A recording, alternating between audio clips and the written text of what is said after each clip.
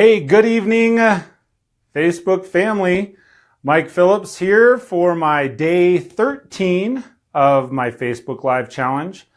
And I'm going to give it a minute or two or three for some people to pop in. I said I'd try and go live tonight. I do have my list here of stuff that I'm going to be talking about over the next, I guess if I'm on 13, the next 17 days after today. So I've kind of got a plan. I kind of have a layout. It's not totally scripted, but it does have some, I laid some ideas out, at least some conversation starters for people. So a couple things, if you're tuning into my Facebook Live this evening, make sure that you can certainly comment down below here. You can also, besides commenting, you can always make sure and click so it'll tell you when I go live. That's one of the things I realized I hadn't been asking people to do. And yeah, that's about it. So as people are getting in the room here tonight and tuning in, I do have my my layout. Tonight's plan. Hey Anthony, how you doing this evening? Tonight's plan is to talk about new teammates. And the reason that I laid my whole, not my entire 30-day challenge. When I first started it, I set it up and it was just something that was going to be for fun. And I said, well, I'll log on when I log on.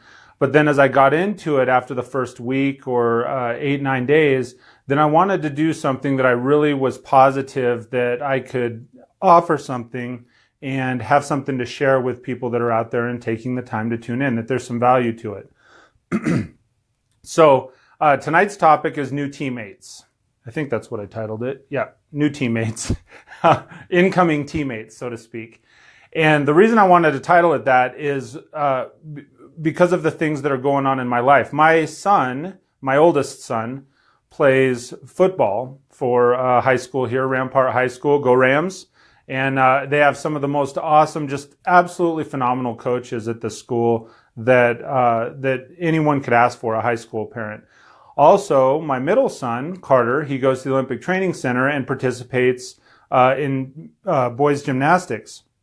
And so that's also, while it's a little bit more individualized sport, it's also a team sport where you have to, you have new teammates coming in and out. And then my daughter, while she's not quite at that age to be able to compete in gymnastics just yet, she's a participant. And we also have team girls there that are participating with her. And so the reason that I wanted to title it is this is kind of the time of year that, at least for the sports we're involved in right now, that we're heavy into, football and gymnastics. We have hockey players in our family. We have track. My oldest son runs track also. So we have a bunch of different athletes in our family.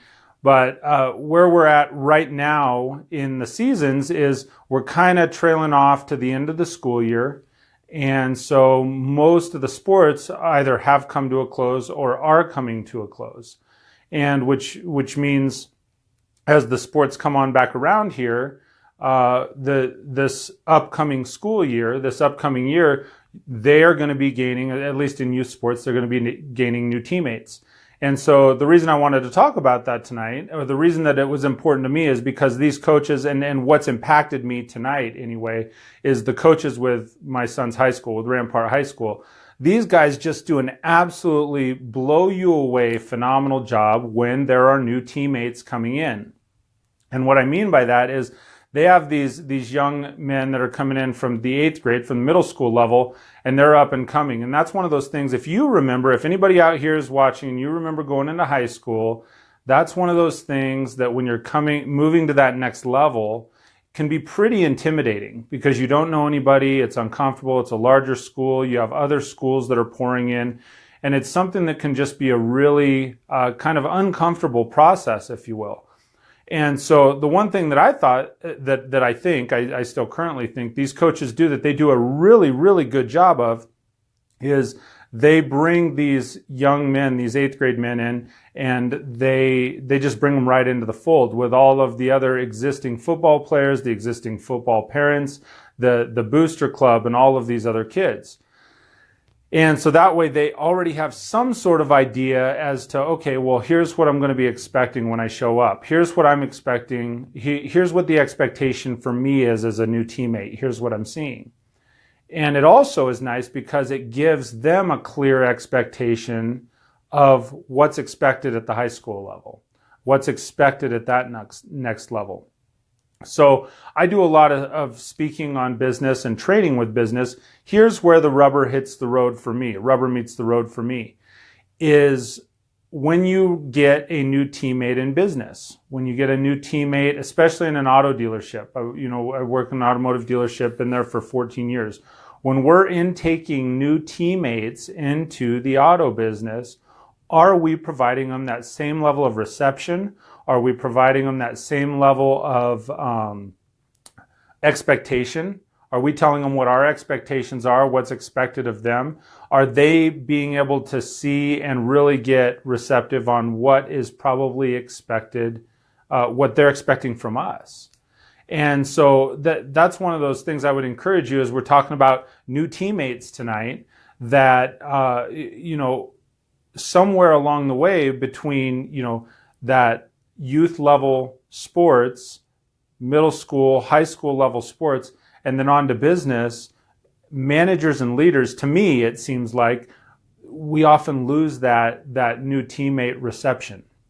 And so it's just one of those, when I was sitting listening to these coaches, the kids, the other teammates, the existing team members, the existing parents talking, it's like, man, that's something that really most automotive dealerships, especially, and a lot of places in business, could probably do a lot better job of.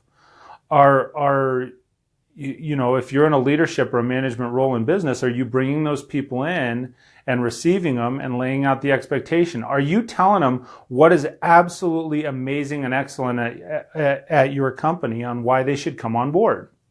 And so the thing is, going back to the high school football analogy, as these other young men are coming in, this is not a team that they were Pikes Peak area champions last year, but they've had to fight and work for every inch of everything that they've received. It's not something that has been handed to them. It's not, they're establishing that expectation for this team as they go. And so that's one of the things that I'm thinking when it relates to business, when it relates especially to automotive. When you have new people, you have new employees coming in, you have regardless of what the area is, especially sales. So let's talk about sales and that new teammate mentality in sales, and people coming into being received into your dealership as a new salesperson. Do you have a process to receive that individual? What do they see?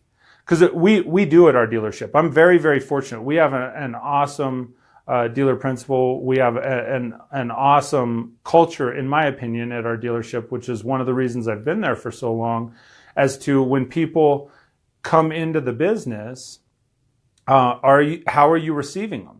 And so think about this. Step through it as a salesperson for a second. Most salespeople, they get thrown in and they say, okay, well, hey, congratulations. You made it through the interview. You're hired. You're now a new teammate.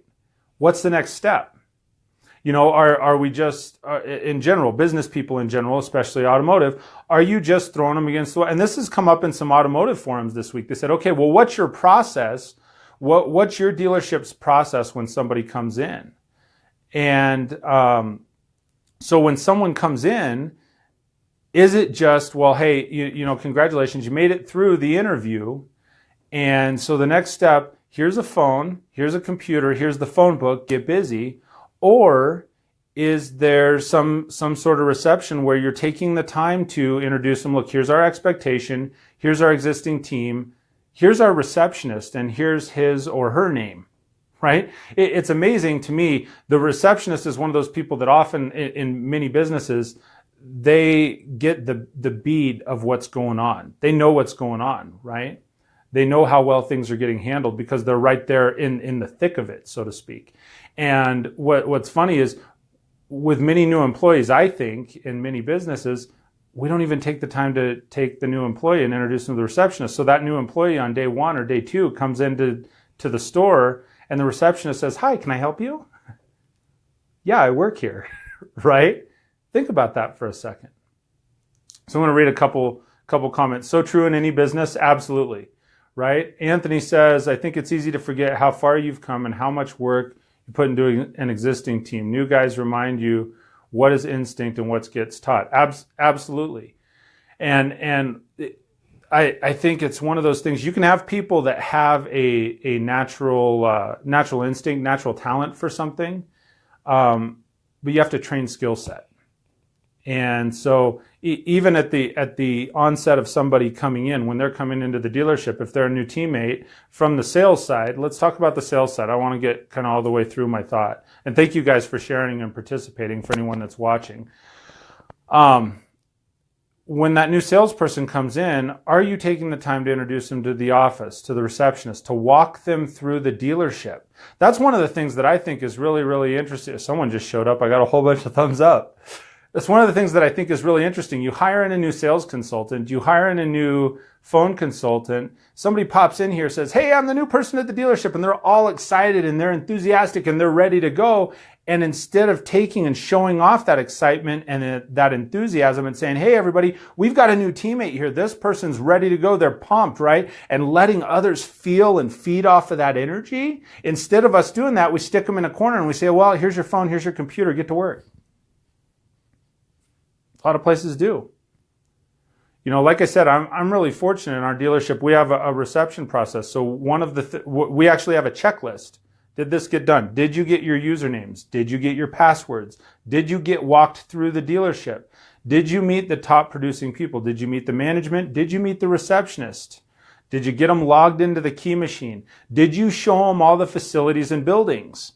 You know, we're spread out. We have, at this point, we have 5 different rooftops. We have two different showrooms. We have a McCloskey Appearance Center. Hi, Kirby. Kirby's joining us right now. He's right there at the right time. We have a call center. And what's so interesting is you hire these new people and you say, hey, you're a new teammate. You're excited. You're enthusiastic. You're ready to go. Find it. Instead, take the time, take that process and walk them through each of the facilities. Introduce them to the key players. How about this? One of the things that I think often happens, especially when you're talking automotive and salespeople, is you bring that salesperson in, right, with all the energy, enthusiasm, and excitement that they have, and who do you put them with? Who do they normally get put? I'm asking this because we have lots of live people watching. Who do they normally put that new person with? I'll give it a minute because it takes like 20 seconds to catch up. Hey, Jesus, Sweet Baby Jesus says, how often do businesses lose good people due to lack of training after they're hired? That's the thing. The cost associated with training somebody, getting them hired, getting them brought into the business is just, it's insane. You'll spend all this time searching for somebody. You'll spend all this time getting them onboarded. You'll spend all this time getting them set up for these different systems and insurance, et cetera, et cetera, et cetera, just to not train them, put them in a corner, crap on them, and you know, grow them like mushrooms in the corner, and then the person leaves because that enthusiasm, excitement, it goes away. Kirby says they put them in with those that are worn out and stale. Absolutely. Why do they put, so going back to my other question, no, Anthony, we wish they would put them with the top performer. That's the thing. When you have a new person that's excited, you should put them with the top performer. Top performer would feed off that. They'd feed off the top performer, right? When I'm watching these young boys in football come in tonight, who do they introduce them to? They introduce them to the varsity team. They make a big deal of the varsity team. Those guys are the players, right? They're it. Those are the people that they should be emulating. The varsity guys, the top performers or gals, right? But the problem is we put them with the person that's worn out and stale. Why? Because they have time. Right? They've got all the time in the world. They go, man, that guy's not busy. Let's put him with him and have him train him. He knows the processes, right? Which so often, yeah, it may be true that they know the processes, but if they're not executing on them, there's such a significant difference. So I'd encourage you, I'm going to try and keep each of these live videos, I think 15, 20 minutes, maybe 30 minutes, right? So I would encourage each of you this. If you're tuning in and watching and spending some time with me this evening, first off, again, thank you. Remember, do me a favor because I'm going to do these for the next 17 days and I'll probably keep doing it because it's been a lot of fun. And like I said, my goal is to help make an impact and share something that's valuable. So turn on the live notifications. There's a little live notification thing. I don't know where it goes on the screen, if it's like up here or over there or down below, or I think when it's over, it goes right there in the middle of the screen. It says turn on live notifications, so that way it'll tell you when I'm turning on and doing one of these bad boys, or good boys. The second thing is, please make sure that you can, comment down below, participate, and it's above the comments. Thanks, Anthony. You can comment down below. Be a participant. I'm interested in what your opinion is also, because as I'm sharing these things, this is my opinion. It's not like it's the gospel. Hopefully I think it's right.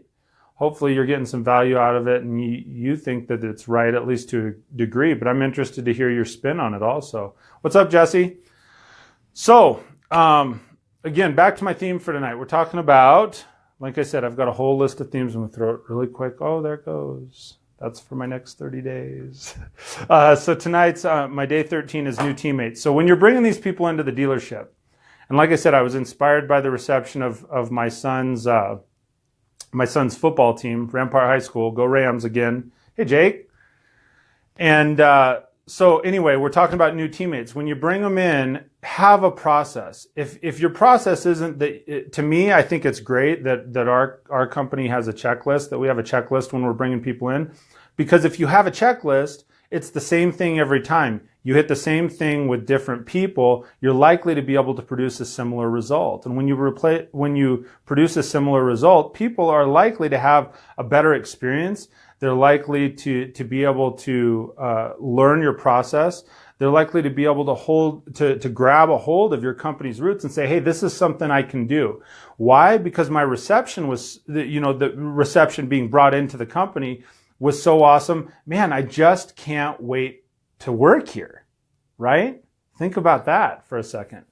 So as I was going back to the other comment, and I said, so when you bring in that new teammate, who do you want to bring them to set them up with? Set them up with your varsity players. Set them up with your top performers. And they say, well, the thing is, the thing that's tough is it's hard to set up with the top performer. Why? Because they're really busy.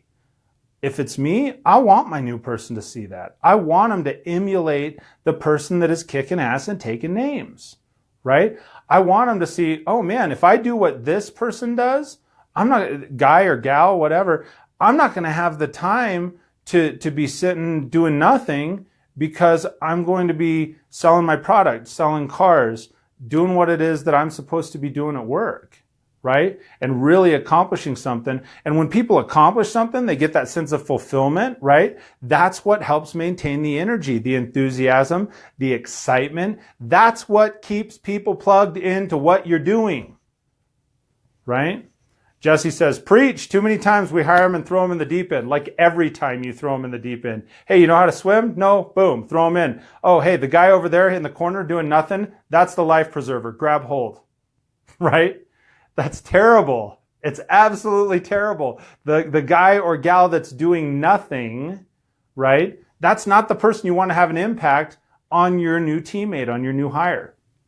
So rather than going back and repeating and re-preaching and so on and so forth, please, again, tune in. I've got a whole lineup set up. It's going to be a lot of fun. Tonight, we're talking about new teammates. Also, the reason, and Anthony brought this up earlier, I'm talking on my live video now. The reason I didn't post specifics of what I'm going to do, it's subject to change. Because I have a roadmap so that I'm somewhat prepared. Jason, get a roadmap. Right? So that I'm somewhat prepared, and at least I have a one-liner of what I want to talk about. It's not scripted. It's not, it's just, for me, it's from the heart, and it's what I know, and that's how I operate, if anybody who's worked with me and talked with me before. So I've got a roadmap, but the thing it is subject to change. So if there's something that you say, hey, I'd really like Mike's input on this, I do still want to try and figure out two things. One, I got a green screen back there, so I'm going to try and figure out how to do the picture-in-picture thing, because I think it'd be really cool to do a Facebook Live in front of dinosaurs, right? Just think about that for a second. It'd be like Jurassic Mike. So anyway, that, and I want to figure out how to pull somebody else in and do kind of that split screen and have a conversation, because I think the conversational Facebook Lives come off really well too. So thank you everybody for tuning in and listening tonight. And hope you got something out of it. Like I said, think about what you're doing when you're bringing in your new teammates, when you're bringing in your new hires, when you're bringing in your new people, your new employees, whatever it is. Think about what it is you're doing, how you're taking hold of them, how you're taking care of them, and how you're presenting the company to them so that they can go forth and spread that fire and get excited, and their excitement will help spread through your company if you do it right. So thanks again for tuning in, and we will see you tomorrow for day 14 of my Facebook Live Challenge, which a little preview, if I can grab over here, keep my eye on the camera. Day 14, performance versus product. That one is inspired by Mr. Lely Williams. So performance versus product tomorrow night. So we'll see you then. Thanks, everybody.